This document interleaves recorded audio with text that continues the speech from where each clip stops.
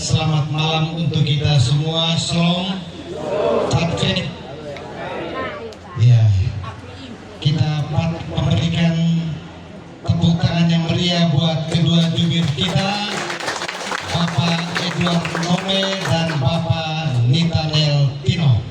Ya, sekali lagi kita berikan tepuk tangan yang telah menyampaikan niat baik dari kedua keluarga besar, baik keluarga Selan Ola dan juga keluarga Ngajo dan Pun. Juga tentunya kita menyampaikan provisiat kepada kedua anak adik kita, Kakak Maxon dan Kakak Ruki, yang hari ini telah resmi menjadi sepasang suami istri berdasarkan adat atau tata cara adat Timor. Nanti besok baru secara gereja, nanti lupa baru secara pemerintah. Tetapi hari ini mereka dua sudah sah secara sebagai suami istri secara alat. Oke, TBS. Ya, mari kita berikan tepuk tangan buat Kakak Maxon dan Kakak Novi. Dan di malam yang bahagia ini ada baiknya juga nanti besok nanti omong, tetapi kita banyak kesibuk jadi kurang begitu dengar. Ya, jadi malam hari ini malam yang istimewa, khusus kita kedua keluarga besar baik Selan Ola dan juga Ngajo dan Hun, Kakak Maxon dan Kakak Novi Foni, mohon kesediaan Bapak Rikard sebagai Bapak Ani untuk omong sedikit. Ya, kasih mereka dua nasihat sedikit, pikiran sedikit, pandangan sedikit, agar dalam menjalani kehidupan rumah tangga mereka pada hari-hari mendatang, juga malam hari ini mereka sudah ada bekal sedikit. Dengan demikian Bapak Rikard, waktu dan tempat kami silakan. Mari kita berikan tepuk tangan buat Bapak Rikard ya.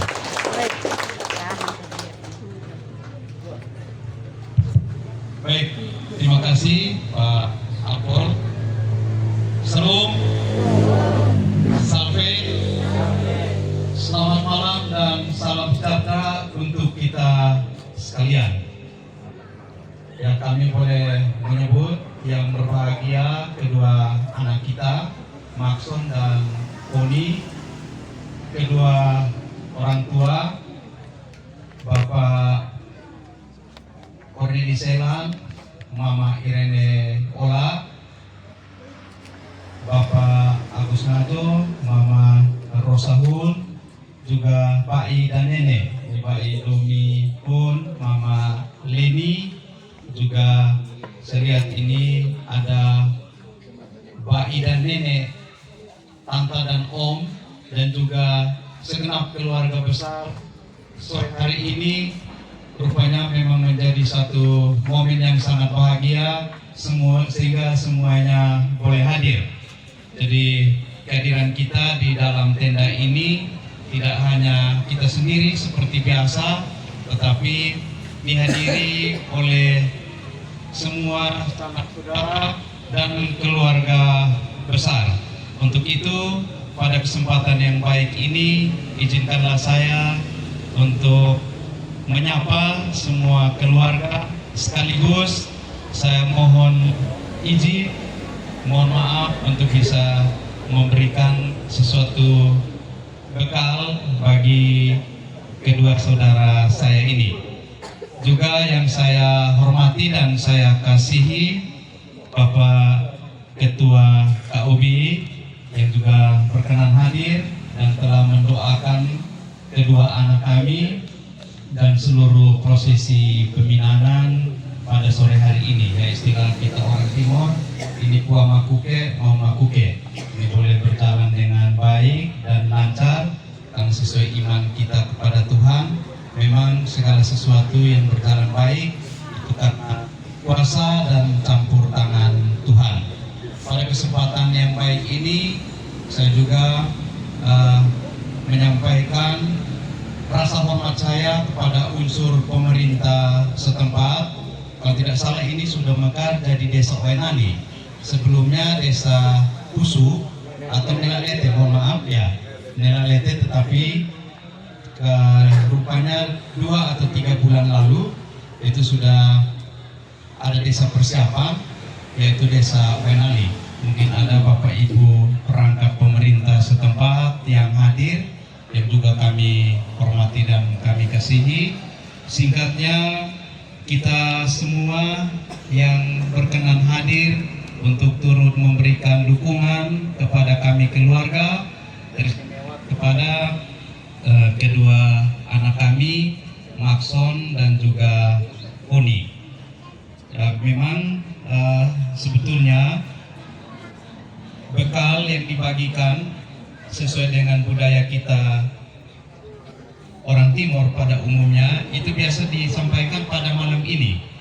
Pada malam ini itu ada pembekalan karena kita sudah mulai memasuki satu tahap pembentukan rumah tangga yang baru. Ya, tadi sempat disampaikan Bapak Apol bahwa sahnya satu pernikahan itu ada 3 bagian yang harus kita lakukan. Yang pertama sekali yang kita lakukan malam ini yaitu peminangan atau puang makuke, mohon makuke. Itu suatu prosesi bagian dari pembentukan rumah tangga kita orang yang hidup di Indonesia bagian timur. Nanti selanjutnya baru pemberian sakramen pernikahan bagi yang Katolik atau akad nikah bagi yang Muslim atau pemberkatan nikah bagi Bapak Ibu yang dari gereja muda.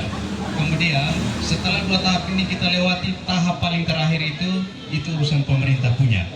Semua pernikahan itu harus diakui oleh pemerintah lewat pencatatan di Dinas Kependudukan. Sehingga bagian kita keluarga, ya kita ingin membagi sesuatu pengalaman atau pembekalan malam hari ini itu menjadi kesempatan keluarga.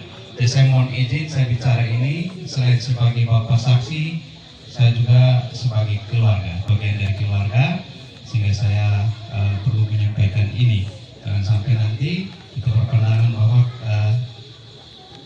prosesi malam hari ini ternyata ada bagian baru yang kita buat. Dan nanti kalau besok pada saat resepsi tentu kita juga mohon dukungan dari tamu undangan yang mungkin lebih berpengalaman dalam kehidupan keluarga.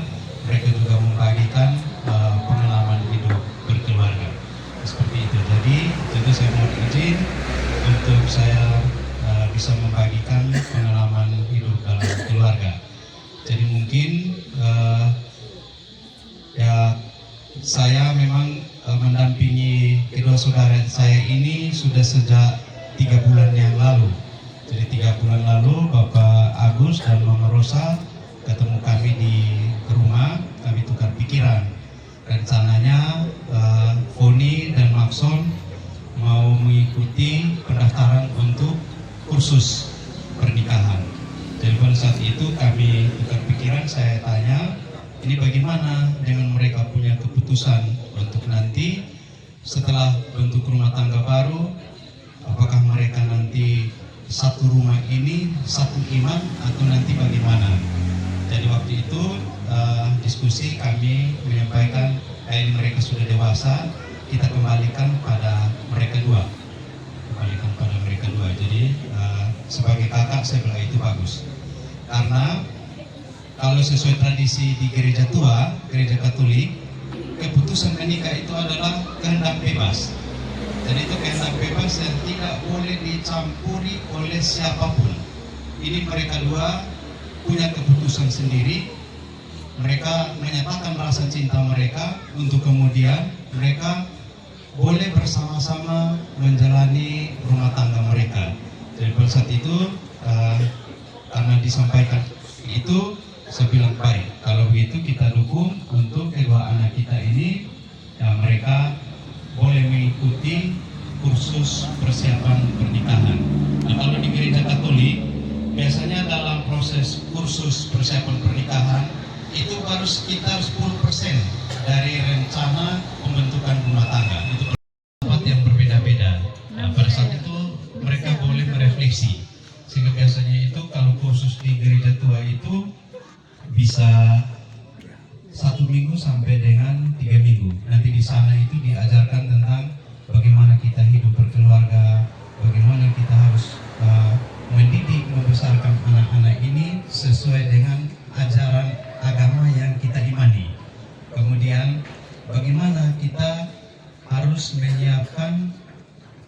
sisi ekonomi dalam keluarga. Jadi kita tidak hanya menyatakan rasa cinta kita, tetapi kita harus bertanggung jawab atas buah cinta yang Tuhan titip kepada kita. Karena salah satu tujuan pernikahan menurut Gereja Katolik itu selain saling membahagiakan, juga kita wajib menjaga, memelihara anak-anak yang Tuhan titipkan dan kita wariskan ajaran Tuhan yang kita miliki kepada anak cucu kita. Karena iman ini adalah warisan yang kita dapat kalau di dalam sejarah Gereja Katolik dari Tuhan Yesus turun ke Santo Petrus, dari Santo Petrus tahta suci Bapak Paus, uskup, para imam dan kaum awam.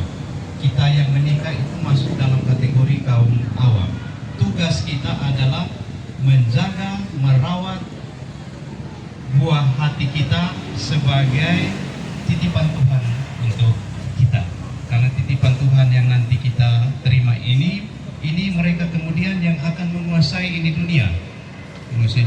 Mereka bertumbuh jadi dari bayi, anak-anak, remaja, dan kemudian mereka akan menggantikan kita. Kita yang ada sekarang ini hanya sementara, sehingga memang dianggap perlu sekali untuk sebelum seorang remaja mau membentuk rumah tangga harus dibekali. Jadi kami setelah mereka ikut pembekalan, kemudian ya karena kami sudah diminta sebagai orang tua saksi, kami berkewajiban untuk membangun komunikasi dengan mereka berdua. Jadi kami komunikasi, kemudian kami lihat ternyata mereka memang menyatakan bukti cinta mereka, kemudian mereka memang bersepakat untuk menuju ke pernikahan. Saudara kami ini, mereka nyatakan bahwa kami mengerti, lalu pastor menanyakan ke mereka tentang apa yang dimaksud dengan pernikahan secara Katolik. Kemudian mereka dua memberikan jawaban kepada imam. Akhirnya kami diterima untuk didaftarkan. Setelah didaftarkan masih diumumkan lewat mimbar gereja selama 3 minggu berturut-turut. Dalam pengumuman itu dimaksudkan supaya kalau ada yang mendengar atau mengetahui kedua anak kita ini masih ada halangan, boleh disampaikan kepada pastor untuk kemudian dipertimbangkan kembali, terus dikasih kesempatan 1 kali lagi. Ternyata dalam perjalanan waktu lewat 3 minggu tidak ada yang keberatan. Akhirnya kami kembali untuk bersepakat hari pernikahan mereka, dan itu ditentukan langsung dari pastor. Jadi mereka ditentukan untuk boleh mengikuti gladi untuk persiapan pernikahan. Itu terjadi kemarin hari Jumat tanggal 27. Jadi kami mau menitipkan kepada Maxon dan Foni bahwa malam hari ini yang hadir ini, Pak Nenek juga masih ada, Om, Tante, dan ini semua orang tua. Apalagi ini tadi kita bicara peminat, ini kita bicara dengan tutur adat. Ini leluhur nenek moyang kita dengar apa yang sudah terjadi malam hari ini. Maka saya minta kamu dua harus jaga ini baik-baik. Memang kita hidup dalam keluarga itu tidak selalu mulus.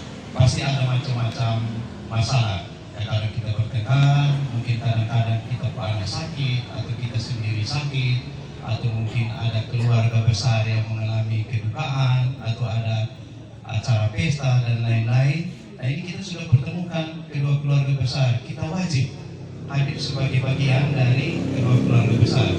Jadi misalnya di Batu Putih, mohon maaf, mungkin ada acara sukacita, kasih tahu kami orang tua supaya kami juga hadir, kita sama-sama berbahagia di sana. Nah ini kita sudah satu keluarga. Begitupun sebaliknya, kita di Wainali mungkin ada acara sukacita, kami kasih tahu, mungkin keluarga dari sana tidak ada halangan, dan boleh datang untuk kita berbaur menjadi satu keluarga besar, satu keluarga Kristen, dan juga kita sama-sama berbagi kebahagiaan.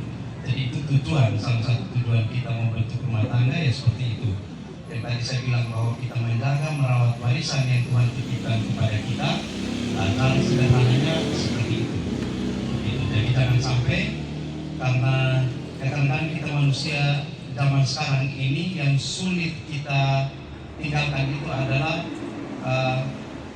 rasa benar diri sendiri. Kalau bahasa agak modern, orang biasa bilang ego. Nah, ego ini kita tidak mau dengar orang lain, kita juga tidak mau terima masukan orang lain. Kadang-kadang orang ketawa kita tersinggung, kita pikir mungkin ada omong kita, padahal itu hanya prasangka. Jadi ya, dalam kehidupan kita perlu banyak bersabar. Kalau kita bersabar, kemudian kita belajar ikhlas menerima segala sesuatu, itu akan membuat kita dalam perjalanan kita semakin kuat, kita semakin dewasa. Dan biasanya sesuai dengan keyakinan iman kita orang Kristen pada umumnya, kalau ada masalah itu bagian dari rencana Tuhan. Jadi masalah yang terjadi itu memang Tuhan memberikan suatu tantangan kepada kita untuk bagaimana kita bisa lebih mendekatkan diri kepada Tuhan, kemudian dengan pengorbanan diri kita bisa menaklukkan tantangan itu. Setelah kita taklukkan tantangan itu, ya Tuhan pasti membuka pintu berkat, pintu rezeki dan jalan yang baik untuk kita semua. Gitu.